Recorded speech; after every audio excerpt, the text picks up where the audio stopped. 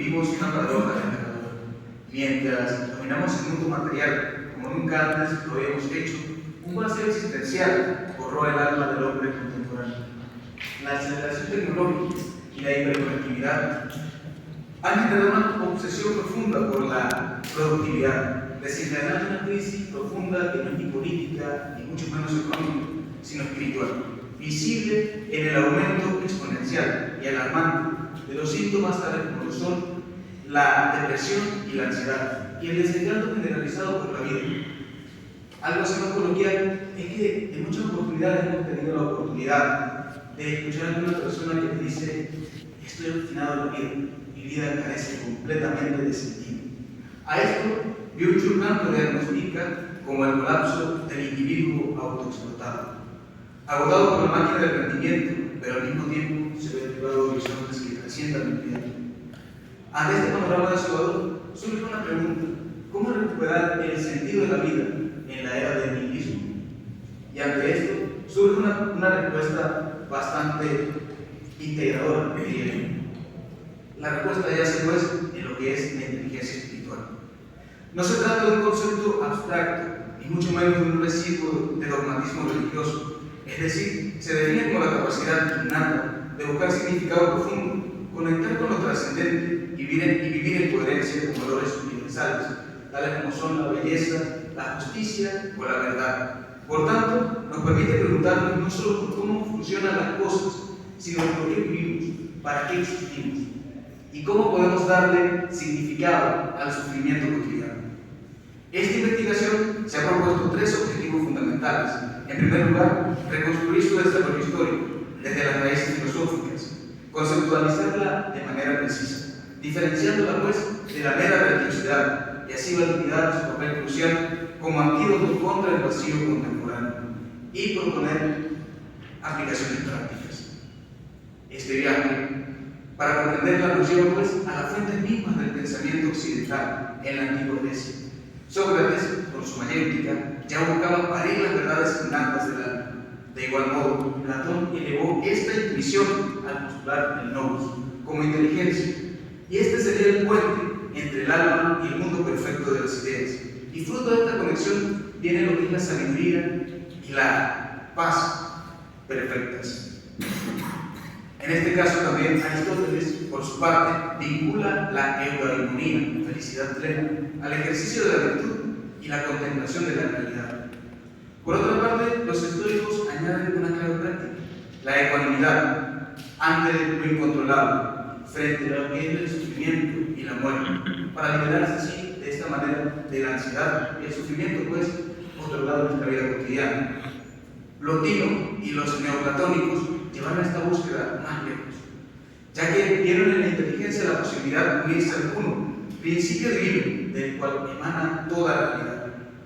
Ya pasando a lo que es la Edad Media, con Tomás de Aquino, quien fusionó fe y razón, argumentaba que la inteligencia humana posee una vocación hacia lo divino, hacia Dios, y esto sucede de una forma natural.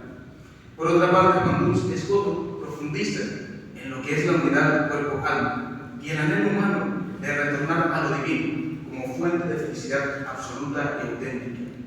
Ya en la modernidad encontramos a Nietzsche, quien con su grito existencial ve en la angustia ante la libertad, ante el vértigo de las posibilidades, que la finitud no es una patología, sino un portal hacia la autenticidad espiritual, como un salto hacia lo trascendente en el estadio religioso. Este recorrido histórico demuestra que la inteligencia espiritual de ninguna manera puede ser considerada una moda, sino que más bien es un hilo conductor que nos lleva pues a reflexionar sobre lo humano.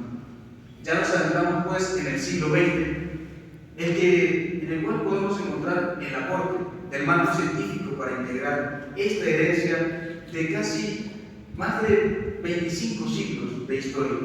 Aquí entra en juego Howard Gardner, con su revolucionaria teoría de las inteligencias múltiples, de 1983. En este momento, él logra desmarcar lo que es la visión reduccionista del coeficiente intelectual, pues plantea 8 inteligencias distintas, entre ellas la lingüística, lógico-matemática, espacial, musical, sinestésica, interpersonal, intrapersonal y naturalista. Así, abrió la puerta en su obra posterior a la inteligencia reformulada. Y aquí Gardner plantea explícitamente la posibilidad de una nueva inteligencia, la inteligencia espiritual existencial, dedicada a abordar preguntas fundamentales. Así, el significado de la vida, del bien, del mal, la experiencia de lo trascendente, aunque expresó cautela con el término espiritual por sus connotaciones peligrosamente religiosas. Su trabajo logró legitimar de forma científica, pues, esta capacidad humana universal. ¿Pero qué es entonces la inteligencia espiritual? No es sinónimo de religiosidad institucional. De ninguna manera puede interpretarse de esta manera. Mientras que la religión ofrece un camino concreto, llámese dogmas, ritos o comunidades, la inteligencia espiritual es la facultad innata que permite al ser humano buscar significado profundo, sea dentro o fuera del marco religioso. Ya lo plantea Dana Zohar en Marcha, y lo define como la capacidad para afrontar y resolver problemas de significados y valores, ver nuestra vida en un contexto más amplio y significativo y determinar qué acción o camino es más valioso. Frances Torralba enfatiza su rol en el análisis valorativo de la existencia, los ideales y los horizontes de sentido. Es la inteligencia que nos permite trascender lo meramente empírico y utilitario y intuir nuestra conexión con el todo, casa común, en palabras del Papa Francisco. Experimentar con asombro ante un paisaje, una obra o vivir en coherencia interna. Es crucial diferenciarla, pues, de su prima cercana, la inteligencia intrapersonal. Esta se dedica más que todo al yo, a mis intenciones, a mis motivaciones y al autoconcepto. La inteligencia espiritual va más allá, trasciende el yo para plantear preguntas cósmicas y metafísicas. Por ejemplo, ¿por qué existe el universo? ¿Cuál es el sentido del sufrimiento? ¿Existe algo después de la muerte? Es la inteligencia de lo absoluto, del inefable. Su importancia es vital, como lo señaló Manuel Guerra Gómez. Aquí abro cita. La búsqueda de lo trascendente es inherente al ser humano y merece espacio en la educación pública. Fin de la cita. Mircea Eliade, con su concepto de hierofanía, manifestación de lo sagrado en lo cotidiano, nos recuerda que la inteligencia espiritual agudiza esta sensibilidad para percibir estas rupturas del luminoso, dando orden y significado a un mundo que de otra manera parecería incomprensible. Es tan importante que se logre un contraste significativo con Viktor Frankl, sobreviviente de los campos de concentración, quien demostró con su logoterapia que la voluntad de sentir es la fuerza motriz primaria del ser humano, incluso en el sufrimiento más extremo. Encontrar un propósito, amar a alguien, realizar una obra, adoptar una actitud digna, esto logra sostener la vida. De igual modo, Frankl introduce el suprasentido, un significado último que trasciende nuestra comprensión racional, pero que la inteligencia espiritual nos logra hacer entender, abrazar e intuir. Por otro lado, Rudolf Otto describió la experiencia cumbre como lo luminoso, mysterium tremendum fascinans. Ese asombro reverencial ante lo aterrador, lo sagrado, lo totalmente otro, que fascina y sobrecoge. Finalmente, Frances Torralba vincula la inteligencia espiritual como la superación del egoísmo, al percibir nuestra interconexión profunda, el yo y el otro. Se convierte en el fundamento de una ética solidaria, compasiva, esencial, en un mundo fragmentado. Entre tanto, el diagnóstico hecho por Byung-Chul Han retrata una sociedad del cansancio, donde la autoexplotación voluntaria, bajo la ilusión de libertad, genera infartos psíquicos. En otros términos, depresión y ansiedad.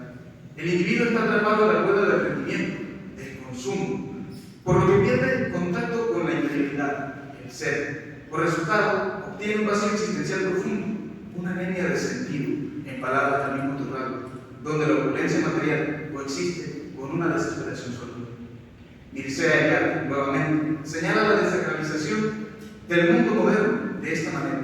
Cito: la realidad se ha vuelto opaca, inerte, reducida o cuantificada por una razón técnico-científica que borró el vínculo simbólico con los sagrados. Fin de la cita. Entre tanto, la muerte de Dios anunciada por Nietzsche dejó al hombre como único sujeto, pero huérfano de síntesis, perdido, sin norte. Frente a este nihilismo, la inteligencia espiritual emerge no como un truco, sino como una herramienta de supervivencia existencial. Y su cultivo debe comenzar en la educación. Una formación verdaderamente completa no puede ignorar esta dimensión. Al contrario, si la toma en cuenta, puede lograr fomentar el autoconocimiento profundo, el sentido del yo para ir más allá de la inteligencia intrapersonal y explorar preguntas tales como ¿quién soy realmente? Para conectar con el centro del ser, fuente de identidad auténtica y autodeterminación. Cultivar la comprensión del mundo con asombro, es decir, enseñar a ver más allá del utilitario y percibir el misterio, buscar una cosmovisión integradora que una ciencia, experiencia, y así tomar una postura libre y responsable ante la realidad. Por otro lado, guiar la búsqueda activa de sentido, propósito, con la intención de ayudar a integrar el autoconocimiento y la comprensión del mundo para responder a la llamada interior y alinear la vida con valores trascendentes. A esta conclusión nos llevan tanto Viktor Frankl y Eckhart Tolle. Asimismo, esto puede sonar adoctrinamiento religioso, pero de ninguna manera lo es, puesto que puede desarrollarse mediante prácticas como la meditación, el arte contemplativo, la filosofía aplicada, el diálogo ético sobre dilemas complejos, o el contacto reflexivo con la naturaleza. Al contrario, su atrofia trae consecuencias bastante graves, tales como la pérdida del juicio crítico, dependencia a estímulos externos, apatía, superficialidad y cierta vulnerabilidad al fanatismo religioso y al consumismo masivo. Esto tomado de las palabras de Dana Zohar e Ian Manson. Por el contrario, su desarrollo promueve la resiliencia individual, que es la capacidad de afrontar el sufrimiento y la adversidad con sentido. También aporta pensamiento crítico y creatividad, puesto que permite cuestionar lo establecido y desde una visión profunda. De igual modo, promueve la empatía y cohesión social. Esto se traduce como la comprensión de la interconexión y cómo se fomenta la solidaridad. Es importante también reconocer que crea en nosotros lo que es la conciencia ecológica. Esta es la percepción del mundo como casa común. Esto lo podemos ver en la encíclica Laudato Si. Por último, pero no menos importante, es de tener en cuenta la salud mental, el principal antídoto contra la depresión y la ansiedad que se arraiga en el vacío existencial. Vale la pena destacar que Karl Rahner vinculó la pregunta por el sentido absoluto con la pregunta por Dios, reconociendo que la inteligencia espiritual es la condición de posibilidad para cualquier experiencia religiosa auténtica o para la búsqueda secular de sentido y significado, pero ante todo conduce a la plenitud existencial, a una vida reconciliada consigo mismo, con los demás y con la realidad, e invita a vivir en coherencia, responsabilidad y apertura al misterio. En el siglo XXI, azotado por crisis existenciales y ambientales, cultivar la inteligencia espiritual no es una opción meramente esotérica, porque no lo es de ninguna forma. Es una necesidad urgente para la supervivencia de lo humano, en su sentido más profundo. Es un camino para evitar la decadencia espiritual y construir sociedades justas, compasivas y sostenibles. La inteligencia espiritual no nos invita a escapar del mundo, sino a sumergirnos más profundamente en el naufragio del nihilismo, con mayor profundidad, significado y esperanza. Muchísimas gracias.